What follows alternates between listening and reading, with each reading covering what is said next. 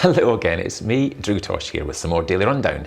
And joining me now, we've got Nicola Gleave, who's come up with a brand new way of raising funds for cancer research. Welcome, Nicola. Hi. So tell us the whole project. What was the reason for you to start fundraising? Well, it started about 18 months ago. I was diagnosed with breast cancer, and it was something that, to be honest, came out of the blue and was quite a shock. And I immediately thought, okay, I want to do something about this in terms of helping other people, because I didn't expect it to happen to me. The diagnosis rate are kind of like 1 in 2 people now will get cancer at some point in their lives. And particularly, you know, I was informed by my consultant that they're seeing higher levels of diagnosis of breast cancer and in younger women, and they don't know why. So I thought, okay, there are people walking around maybe with symptoms that they're just not aware of, and I wanted to raise awareness in a very different way. So what I decided to do was, I thought, how do you attract attention without throwing more negative messages at people? Because I found myself, the day after I was diagnosed, I suddenly saw the cancer word everywhere. It was in every media outlet, and I didn't want to hear it. I was shutting it off. And I thought, okay, other people are doing the same and not really taking that much notice. So I looked at the power of celebrities, to be honest.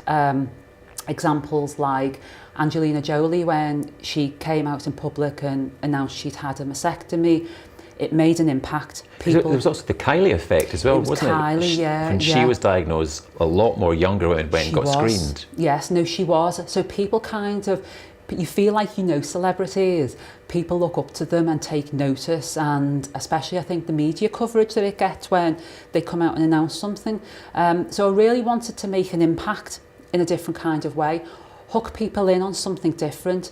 And then I looked at, you know, well, celebrities and fashion is huge. You just look at some of the TV shows now that, you know, like X Factor, things like that.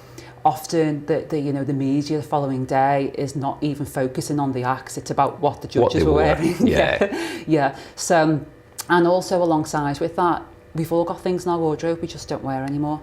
Everybody, no matter who we are, and there's value attached to those items, particularly if it's somebody, I think, in the public eye, that, you know, once they've been seen in social media or whatever, they're not going to wear it again. They can't be seen the same outfit twice. No, that doesn't just apply to me, unfortunately, but other people too.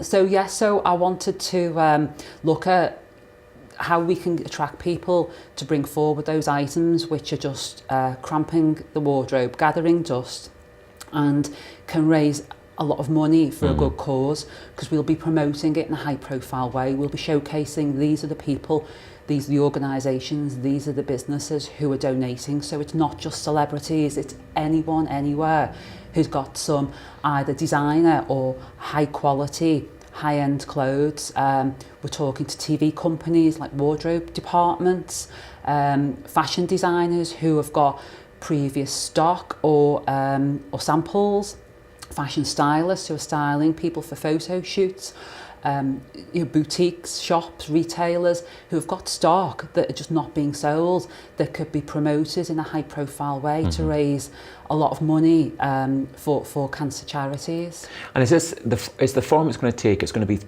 on sale via a website online? Yes. And what is the website currently under construction? It's almost about to go live. It's onebyus.com. So if people want to have a look on there now, they can, and there's a form where you can leave your details. Right. And we'll let you know when that goes live. We're also on Facebook, onebyus.com, and Twitter and Instagram too, and we're gathering a lot of momentum and a lot of followers with that.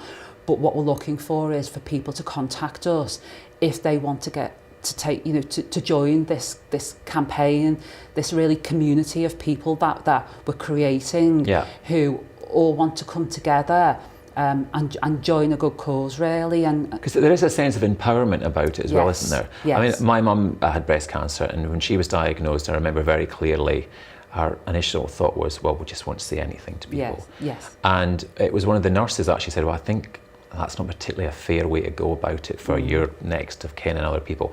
And when she sort of took charge of the situation and owned it, she found out half her mates at the bowling club had it or were going through it, and suddenly you are more in control of the situation rather than the other way around. And it sounds like this is a great example of people to get involved in a similar way to take charge and make something positive out of it. Yeah, no, that's absolutely true, completely true. I did the same. I didn't want anyone to talk to me about it, to ask me about it.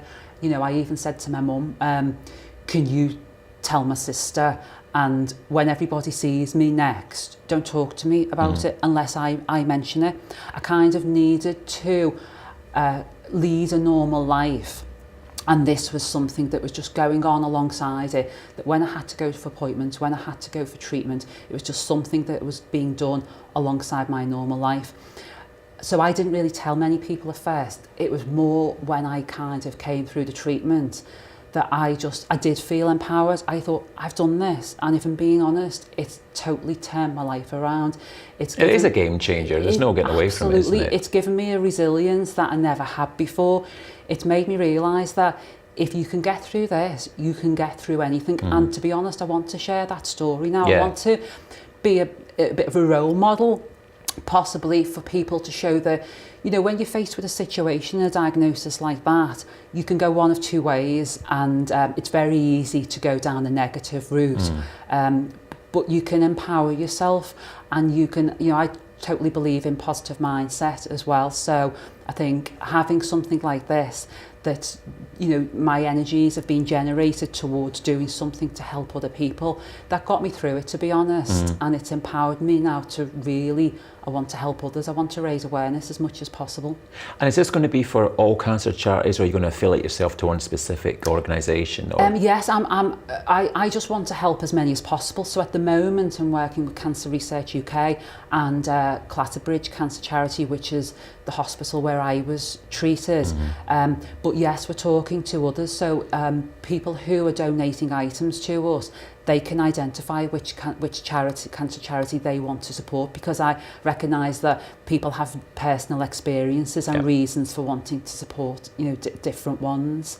So it's not even just breast cancer. Obviously, that was the reason, that was the thing that stimulated me to do this.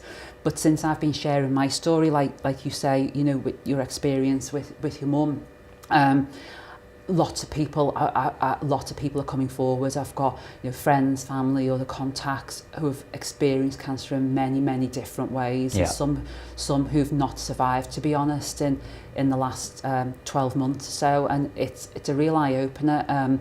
We just look at even this year, the amount of celebrities, you know, that have been affected. I think sometimes you were saying it takes the celebrity, the cult of celebrity, to make people want to get involved or listen to what people are saying or donate. And it often takes a celebrity passing away from something like cancer for people to pay more attention to it as well. So in a way, you've got this great niche market now that are insane love of celebrity. For the better or the worse, you can actually make something good come out of that. Yes, of course.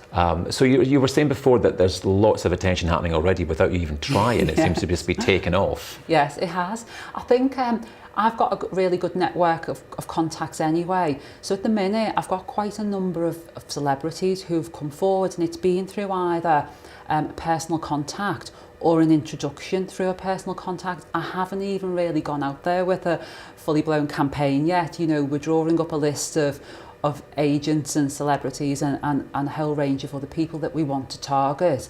But everybody I speak to, you know, immediately wants to help. I only have to tell them my story and what I'm doing, and the reaction I get is overwhelming, to be honest. People go away offering to do amazing things because they just think it's a fantastic idea and want to be a part of it. It also gives them a chance to get involved. Maybe they've had similar experiences and they haven't found an outlet to try and do something constructive. Yes. And again, you're giving that outlet to sort of help and feel like they are doing their bit as well. That's it. People want to, and it's an easy way of doing your bit. So nobody's parting with cash in any way. It's literally things that you've got there that you don't wear anymore. You're just handing them over. We're almost taking them off your hands, you know, helping you out. Helping you out to clear space in your wardrobe and take them away and do something really good with them. And how do you put a price on certain items? Because that would be quite interesting. I know in general charity shops, it's a big deal to put a fair price on something and not knock quids off because it's in a charity shop or it's second hand. Yes. How would you go about trying to price some of these items? Because there's not really a value on celebrity either, is there? No, that's the thing. So at the moment, we're looking at the items, the brand and what they are. So we're just doing some research and looking at similar items maybe online and what they're selling for. But then there's the additional aspect of if it's being worn by somebody famous, then there's a whole other value attached to that.